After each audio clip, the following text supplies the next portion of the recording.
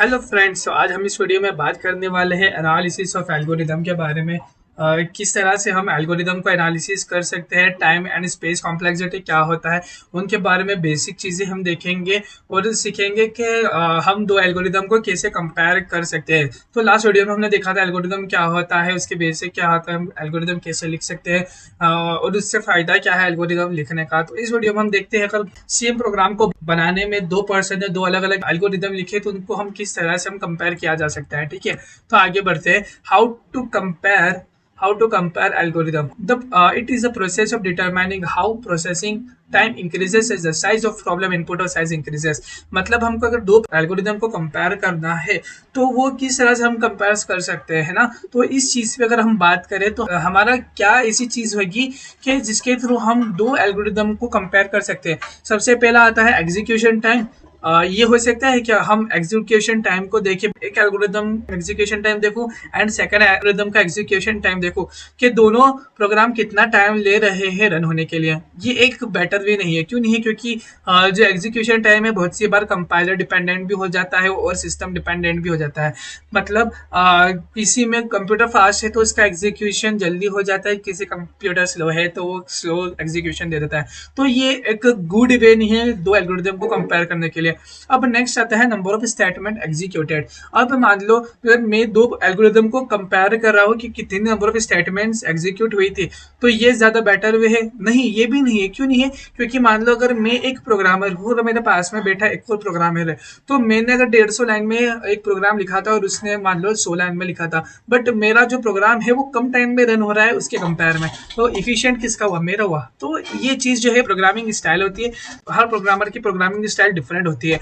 तो हम ये चीज भी एक बेटर वे नहीं है प्रोग्राम को कंपेयर करने का, है ना। उसके बाद थर्ड आता है आइडियल सोल्यूशन, है ना। हम आइडियल सोल्यूशन निकाल ले, जैसे दो एल्गोरिदम है तो मेरा आइडियल सोल्यूशन निकाल लूँ, उसके बाद इसका आइडियल सोल्यूशन निकाल लूँ, उसके बाद दोनों को कंपेयर करें, तो यस ये एक बेटर वे हो सकता है। अब आइडियल सोल्यूशन से क्या समझ में आती है, तो ये चीज समझो। ये जो टॉपिक है ना बहुत ज्यादा जरूरी है, अब इसके बारे में ही हम बात करेंगे। तो हमने देखा एग्जीक्यूशन टाइम एक गुड वे नहीं है दो एल्गोरिदम को कंपेयर करने का। सेम वे में नंबर ऑफ स्टेटमेंट एग्जीक्यूटेड भी एक गुड वे नहीं है, बट आइडियल सोल्यूशन जो है वो एक गुड वे हो सकता है। वो कैसे? आइडियल सोल्यूशन कैसे हम निकाल सकते हैं एल्गोरिदम का, ये चीज समझते हैं। तो पहले जो मैंने ये स्टेटमेंट लिखी है ये हम पढ़ते हैं, ये इसका बहुत ज्यादा डीप मतलब है। अगर आपने ये स्टेटमेंट को समझ ली मतलब आपका बहुत ज्यादा फायदा होगा। जब हम एसिम्प्टोटिक नोटेशन पढ़ेंगे उसमें भी आपको बहुत ज्यादा हेल्प होगी और आपको कंफ्यूजन जो है वो बहुत ज्यादा मिनिमाइज हो जाएगा। तो हम समझते हैं, एक बार पढ़ लेते हैं इसके अंदर मैंने क्या लिखा है। ठीक है, let us assume that we express the running time of a given algorithm as function of the input size. मान लो एक मैंने एक फंक्शन लिया जो कि था क्या, रनिंग टाइम के ऊपर, और वो डिपेंड है किसके ऊपर? साइज ऑफ इनपुट पे। मतलब मैंने कितनी नंबर ऑफ साइज दी है, मतलब मैंने कितने नंबर ऑफ इनपुट्स ले रहा हूँ उस पर डिपेंड है। और उसको मैंने बोल दिया एफ ऑफ एन। मान लो मेरे फंक्शन था एफ ऑफ एन, मैंने एक फंक्शन एज्यूम कर लिया, क्या? F of n. क्या करा मैंने? एक फंक्शन एज्यूम कर लिया एफ ऑफ एन। तो ये फंक्शन क्या है? ये एक फंक्शन है रनिंग टाइम को डिनोट कर रहा है कि प्रोग्राम कंप्लीट रन होने में कितना टाइम ले रहा है। और अगर मैं बात करूँ ये फंक्शन किस पे डिपेंडेंट है, तो वो है डिपेंड एन के ऊपर। अभी ये एन क्या है? एन है साइज ऑफ इनपुट, कि मैंने कितनी नंबर ऑफ इनपुट्स को रन कराने के लिए यूज करा है। ठीक है, तो ये मेरा एक बहुत ज्यादा बेटर वे हो सकता है। तो ये चीज कैसे हम देखेंगे कि मतलब किस में कितनी साइज है, क्या चीज़ है, ये थोड़ी सी कंफ्यूजिंग है और ये थोड़ी सी कॉम्प्लेक्स है, तो इसको हम अच्छे से समझते हैं। तो हम इसको एक एग्जांपल से समझने की कोशिश करते हैं। एफ ऑफ एन क्या चीज़ है? मान लो मेरे पास एल्गो 1 था, वो कुछ ये से जो सब मैंने प्रोग्राम लिखा मान लो, तो उसमें सबसे पहले तो एक कॉन्स्टेंट इक्वेशंस होगी, एक्सप्रेशंस होगी जो कि के टाइम ले रही है एग्जीक्यूट होने में। ये टाइम जो है वो कांस्टेंट टाइम है, मतलब जब भी प्रोग्राम चलेगा इतना टाइम तो लगेगा ही। जैसे कोई मैंने वेरिएबल असाइन किया है इंट एक्स इंट वाई, तो वो जितना टाइम लेगा इनिशियलाइजेशन में इतना टाइम तो हमेशा कांस्टेंट रहेगा। तो मान लो उस कांस्टेंट को मैंने के से डिनोट किया। अब फंक्शन 1 है वो k1 टाइम ले रहा है, फंक्शन 2 है वो K2 टाइम ले रहा है और फंक्शन 3 है वो ले रहा है K3 टाइम पूरा कंप्लीट एग्जीक्यूट होने में। तो अगर मैं बोलूँ कि मुझे इस प्रोग्राम को रन करना है तो मेरा टोटल रनिंग टाइम क्या हो जाएगा, तो मेरा टोटल रनिंग टाइम हो जाएगा f of n is equals to K1 plus K2 plus K3 plus K। तो ये जो है मेरा क्या हो जाएगा, एफ ऑफ एन हो जाएगा। इस चीज को समझो, ये चीज जो है ना ये आपको बहुत ज्यादा काम में आएगी। अगर आपने इस पैटर्न को समझ लिया कि एफ ऑफ एन कैसे निकाल रहा हूं मैंने क्या करा, सिंपल वे में मेरे प्रोग्राम में जो फंक्शंस है ना, उसको मैंने कैलकुलेट कर दिया कि उसको एक फंक्शंस को एग्जीक्यूट होने में कितना टाइम लग रहा है, सिमिलरली दूसरे फंक्शन को, सिमिलरली तीसरे फंक्शन को। अब तीनों फंक्शन को मैंने सम कर दिया और जितना कांस्टेंट टाइम लग रहा है जो भी फंक्शंस है ना, तो उन सबके टाइम को मैं अगर सम कर दूं तो मेरा टोटल टाइम आ जाएगा प्रोग्राम को एग्जीक्यूट होने का, है ना। तो हम क्या बोलेंगे, रनिंग टाइम। तो एफ ऑफ एन, अब मैंने ये एक एल्गो 1 के लिए करा था, सिमिलर वे में मैं एल्गो 2 के लिए भी ये काम कर सकता हूँ कि नहीं। एल्गो 2 के लिए मैंने सेम काम किया तो उसका भी एफ ऑफ एन कुछ आएगा, है ना। तो हम उन दोनों के एफ ऑफ एन को क्या करेंगे, कंपेयर करा देंगे। क्या करेंगे, हम कंपेयर करा देंगे। जिसका एफ ऑफ एन कम होगा, मतलब जिसका रनिंग टाइम कम होगा, रेट ऑफ ग्रोथ कम होगा, हम कह देंगे कि ये एल्गो ज्यादा इफिशिएंट है, ये एल्गो ज्यादा स्ट्रांग है, ये एल्गो हमारे काम में आ सकता है। तो आई थिंक आपको समझ में आया होगा कि एफ ऑफ एन जो रनिंग टाइम का कंसेप्ट है वो क्या होता है, एफ ऑफ एन क्यों बोलते हैं। अब इसको थोड़ी सी और क्लियरिटी देते हैं आपको, तो समझते हैं what is rate of growth. अब रेट ऑफ ग्रोथ को समझो, रेट ऑफ ग्रोथ क्या होता है, इसकी हम डेफिनेशन से ही समझ, the rate at which the running time increases as a function of input is called rate of growth. यार ये बहुत ही ज्यादा, मतलब इतनी सरल लैंग्वेज में मैंने इस डेफिनेशन को लिखी है कि मतलब कोई भी बच्चा भी होगा तो समझ जाएगा क्या है। तो क्या कहती है ये डेफिनेशन, कि मेरी जो रेट ऑफ ग्रोथ है वो कैसे होगी, जो मेरी रनिंग टाइम है ना, उसके अगर मैं इनपुट साइज को बढ़ाऊं। मैंने इनपुट साइज जो थी, मतलब मैंने पहले 10 नंबर को इनपुट करके देखा तो वो ले रहा था 5 मिनट। अब मैंने 10 की जगह 500 नंबर्स को इनपुट लिया तो वो कितना टाइम लेगा, उसकी रेट ऑफ ग्रोथ क्या हो जाएगी। तो इसी चीज को हम बोलेंगे क्या, रेट ऑफ ग्रोथ। मतलब मैंने जैसे जैसे साइज ऑफ इनपुट इंक्रीज की तो मेरे फंक्शन पे, मतलब मेरे रनिंग टाइम पे क्या फर्क पड़ रहा है, वो कम हो रहा है या डिक्रीज हो रहा है या फिर कांस्टेंट है, मतलब साइज ऑफ इनपुट पे डिपेंड ही नहीं कर रहा हमारा फंक्शन। तो वो चीज हमारी हो जाएगी क्या, रेट ऑफ ग्रोथ। ये चीज समझे, ये बहुत ज्यादा जरूरी है रेट ऑफ ग्रोथ के। हम जितने भी हम एनालिसिस करेंगे, एसिम्प्टोटिक एनालिसिस या फिर एसिम्प्टोटिक नोटेशंस जो भी देखेंगे, रेट ऑफ ग्रोथ उसमें बहुत ज्यादा मेजर रोल प्ले करने वाला है। तो मैं एक बार और बताता हूँ रेट ऑफ ग्रोथ क्या है। जब भी हम साइज ऑफ इनपुट इंक्रीज करेंगे तो मेरे रनिंग टाइम पे क्या फर्क पड़ेगा, वही होता है मेरा रेट ऑफ ग्रोथ। बहुत ही सिंपल वे में, है ना। अब एक चीज है, ये बहुत शानदार चीज है, इसको समझो। मान लो कि आज मैं गया एक शोरूम में, मुझे खरीदनी थी 2 चीजें। मार्केट गया मैं, मुझे एक कार खरीदनी थी और साथ ही साथ मुझे एक साइकिल खरीदनी थी, है ना। तो मैंने क्या करा, मैं जा रहा था रास्ते में, इतने में मेरा दोस्त आके मिल गया मुझे और उसने पूछा भाई तू कहाँ जा रहा है। तो मैंने उसे बोलूंगा क्या, आप बताओ क्या बोलूंगा, मैं उसको बोलूंगा भाई मैं तो कार लेने जा रहा हूँ। तो मैंने ऐसा क्यों नहीं बोला कि मैं साइकिल लेने जा रहा हूँ, मैंने ऐसा क्यों बोला कि मैं कार लेने जा रहा हूँ। ऐसा इसलिए बोला क्योंकि जो कार की कॉस्ट थी, है ना, जो कार की कॉस्ट थी वो कॉस्ट ऑफ साइकिल से बहुत ज्यादा थी। किससे, कॉस्ट ऑफ साइकिल से बहुत ज्यादा थी। इसलिए मैंने कॉस्ट ऑफ साइकिल को निग्लेक्ट कर लिया और सिर्फ कार की कॉस्ट को मैंने एक्सेप्ट कर लिया। तो मतलब हम इसी चीज को अगर हमारे प्रोग्रामिंग में कनेक्ट करें, है ना, इस अप्रोच को समझना, तो बहुत आप अगर इस चीज को समझ गए ना तो ये मतलब आपके लिए बहुत सारी चीजें बहुत ही ज्यादा इजी हो जाएगी और समझना भी बहुत आसान हो जाएगा। इस चीज को समझो, मान लो मेरा एक एफ ऑफ एन जो था, रेट ऑफ टाइम कुछ इस टाइप से था, है ना, मेरी एक्सप्रेशन कुछ इस टाइप से थी, n to the power 4 plus 2n² plus 100n plus 500। मेरी एक्सप्रेशन कुछ इस टाइप से थी। अब किसी ने पूछा कि भाई मतलब इसके अंदर जो रेट ऑफ ग्रोथ है क्या होगा, तो मैं सिंपल वे में बोल दूंगा कि इस एक्सप्रेशन में ऐसा ऐसा फिगर जो सबसे ज्यादा इम्पैक्ट डाल रहा है एक्सप्रेशन में, जो सबसे ज्यादा इम्पैक्ट डाल रहा है एक्सप्रेशन में, यहाँ पे कौन सी ऐसी चीज है जो सबसे ज्यादा इम्पैक्ट डाल रही है इक्वेशन पे, वो है n टू द पावर 4। क्या है, n टू द पावर 4। ये ज्यादा पावरफुल टर्म है, बहुत ज्यादा इम्पैक्ट डाल रही है हमारे एक्सप्रेशन पे। तो मैं बोल दूंगा मेरा एफ ऑफ एन किसके बराबर हो गया, n टू द पावर 4 के बराबर हो गया। एक अप्रोक्सीमेशन मानेंगे, ये ऐसा एग्जैक्टली नहीं है क्योंकि मेरा रनिंग टाइम क्या है, रनिंग टाइम तो ये पूरी एक्सप्रेशन ही है, मेरा रनिंग टाइम तो ये पूरी एक्सप्रेशन ही है ना, है ना।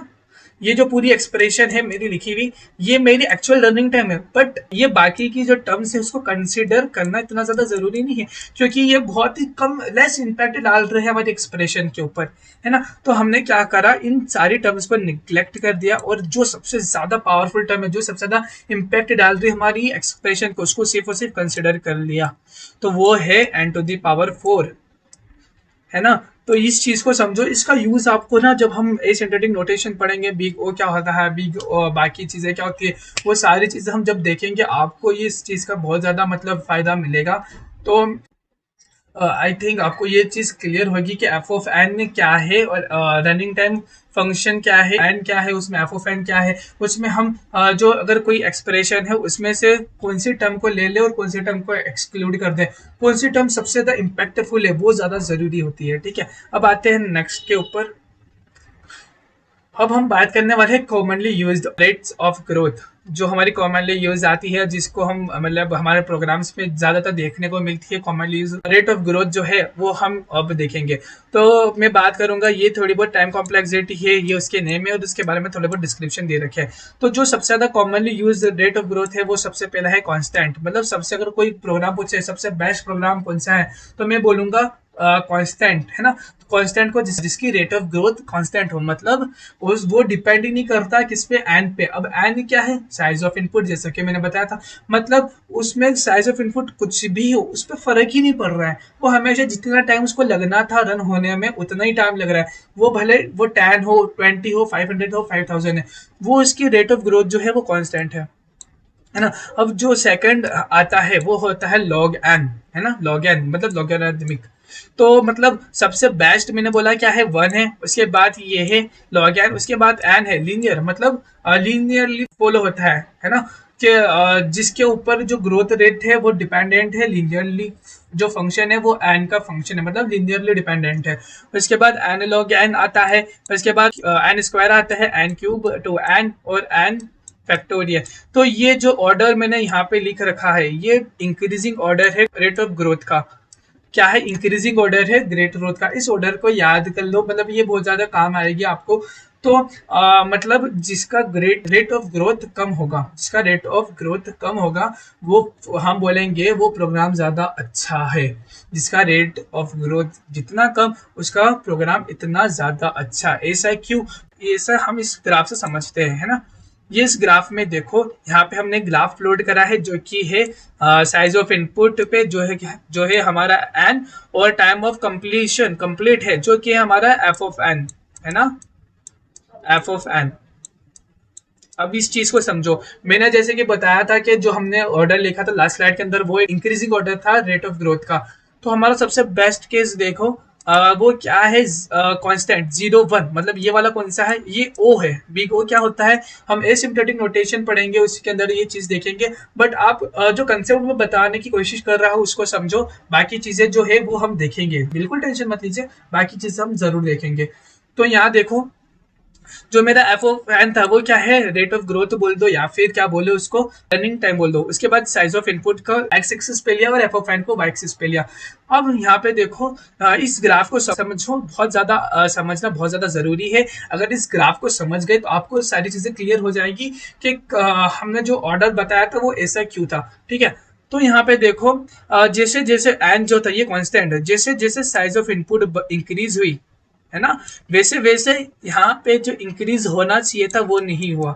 मतलब साइज कितनी भी बढ़ा दी मैंने कांस्टेंट के केस में, टाइम पे फर्क ही नहीं पड़ रहा, उसको जितना टाइम लगना था उतना टाइम ही लग रहा है ना। तो मतलब इस चीज का आपको क्लियर होगा कि कांस्टेंट है, तो ये सबसे ज्यादा बेस्ट हो गया मेरा। अगर कोई प्रोग्राम है उसका रेट ग्रोथ जो कांस्टेंट आ गया, मतलब बिग O ऑफ 1 आ गया, तो मैं बोल दूंगा ये बेस्ट प्रोग्राम है, इसको सबसे पहले कंसिडर करो। उसके बाद जो नेक्स्ट थिंग आती है वो थी big O of log n. ये भी बहुत ज्यादा अच्छा, मतलब हम बोलेंगे हाँ ये भी एक ठीक ठाक प्रोग्राम है, जिसका ग्रोथ रेट क्या है, लॉग ऑफ एन। फिर से समझने की कोशिश करते हैं। यहाँ पे देखो, जैसे जैसे इनपुट की साइज इंक्रीज हो रही है, वैसे वैसे टाइम जो है वो बहुत धीरे धीरे धीरे धीरे इंक्रीज हो रहा है। मतलब हमारा प्रोग्राम जो है बहुत ज्यादा फास्ट तरीके से रन होगा, है ना। अब फिर हम बिग ऑफ एन के ऊपर आते हैं। यहाँ पे जैसे जैसे एन इंक्रीज हो रहा है, वैसे वैसे ही साथ टाइम भी उसके साथ ही इंक्रीज होता जा रहा है सेम वे में। फिर उससे गंदा जो होता है प्रोग्राम वो होता है एन लॉग एन, मतलब जैसे जैसे इनपुट इंक्रीज होगा वैसे वैसे इसको प्रोग्राम को रन होने में भी ज्यादा टाइम लगेगा। उसके साथ फिर उसके बाद आता है big O of n square, मतलब जैसे ही साइज ज्यादा हुई मतलब ये तो गया, बहुत ज्यादा टाइम लेने वाला है, बहुत भयंकर टाइम लेने वाला है।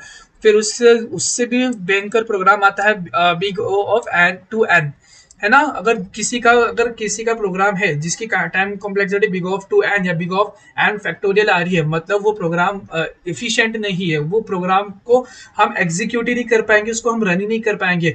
वो इतना ज्यादा कॉम्प्लेक्स प्रोग्राम हो जाएगा जिसको रन करने के लिए हमको बहुत बड़े बड़े पीसी चाहिए होंगे, हमारे प्रोसेसर अच्छे हो, स्पीड अच्छी हो, सारी चीजें पीसी की स्ट्रांग होनी चाहिए, तभी इस टाइप के प्रोग्राम को हम रन कर सकते हैं। तो big O of two n ये ऐसा प्रोग्राम है, यहाँ देखो जैसे ही इसकी साइज थोड़ी सी बड़ी, देखो इतनी सी बड़ा ही इसकी साइज बस, और ये छू गया टाइम, देखो इसके जैसे ही यहाँ था और इसमें इतना टाइम ले लिया, इस पोजीशन पे इतना टाइम, और जब ये यहाँ पर आया तब ये तो टेंस टू इन्फिनिटी हो गया, मतलब इसको बहुत ज्यादा टाइम लगा जब ये इस पोजीशन, जब हमने एन की वैल्यू इतनी बढ़ाई। ठीक है, उसके बाद सबसे बेकार जो अगर बोले हम ग्रोथ रेट है वो है क्या, बिग ऑफ एन फैक्टोरियल। अब एन फैक्टोरियल क्या है, मतलब देखो जैसे ही थोड़ा सा इनपुट बढ़ा है वैसे इसके टाइम कॉम्प्लेक्स, मतलब जो इसको टाइम लेना था रन होने के लिए बहुत ज्यादा लग रहा था। तो आई थिंक ये जो ऑर्डर था आपके सामने ये क्लियर होगा कि किस तरह से ये हमने जो सीक्वेंस लिखा है वो आपको क्लियर होगा। अगर मैं लिखूं बिग ऑफ वन तो ये सबसे अच्छा प्रोग्राम है, क्योंकि ये डिपेंड ही नहीं कर रहा है कि कितनी नंबर साइज ऑफ इनपुट है ना, साइज ऑफ इनपुट पे डिपेंड ही नहीं कर रहा। उसके बाद लॉग एन, उसके बाद एन, उसके बाद एन लॉग एन, फिर n square, n cube, two to the power n और एन फैक्टोरियल, ये सारे increasing order of rate of growth है। इस चीज को समझना था, आई थिंक आपने इस चीज को समझ गए होंगे कि क्या चीज थी।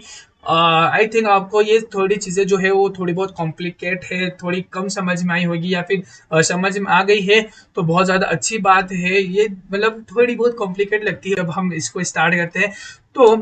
तो बढ़ते हैं नेक्स्ट की ओर। तो हम नेक्स्ट वीडियो में देखने वाले हैं जो कि एसिम्प्टोटिक नोटेशन बहुत ज़्यादा ज़रूरी है। इसके अंदर 3 एस्पेक्ट्स को कवर करना है। सबसे पहले big O notation, omega notation and theta notation, इन तीन को कवर करना है जो कि हमारी कॉम्प्लेक्सिटी होती है, big O notation, omega notation, theta notation. तो आई थिंक मतलब इसके अंदर हमने जो देखा एफ ऑफ एन क्या होता है, रनिंग टाइम या रेट ऑफ ग्रोथ, ये चीज़ जो थी ये काफ़ी ज़्यादा इंपॉर्टेंट होती है। बहुत सारे बच्चे कंफ्यूज होते हैं इन चीज़ों में, आपको ये चीज़ क्लियर होगी, और अगर नहीं है तो इस वीडियो को फिर से देख लो, आपको जो कंसेप्ट था वो क्लियर हो जाएगा। तो अब नेक्स्ट वीडियो में देखेंगे हम नोटिंग नोटेशन। तो मिलते हैं नेक्स्ट वीडियो में, तब तक के लिए bye bye, tata and take care.